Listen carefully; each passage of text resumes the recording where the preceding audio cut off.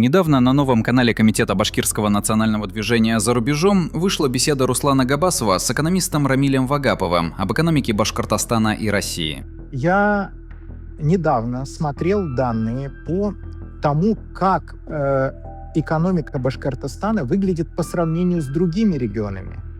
И она выглядит плохо даже на уровне соседей. Есть исследование РИА Новости о том, как другие регионы, все регионы в России выглядят между друг другом по различным экономическим показателям. Любой человек может зайти и посмотреть эти данные. Так вот, Башкортостан сейчас не входит даже в двадцатку регионов с точки зрения общей экономической ситуации.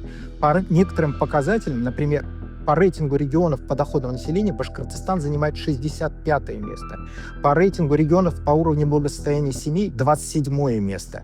По преступности 37 место. По уровню зарплат 47 место. По уровню просроченной задолженности 38 место.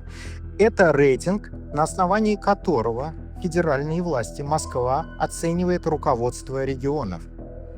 И на этом фоне мы видим, что руководство Башкортостана настолько плохо ведет свою политику экономическую за эти 3 года, что оно выглядит заметно хуже других. И вот эта попытка продать Башнефть, заигрывание с русскими националистами, какие-то странные шоу-акции с переименованием каких-то или названием улиц, мне кажется, вот здесь это попытка властей Башкортостана хоть как-то показать себя с хорошей стороны, а показывать нечего. Полную версию смотрите на новом канале Комитета.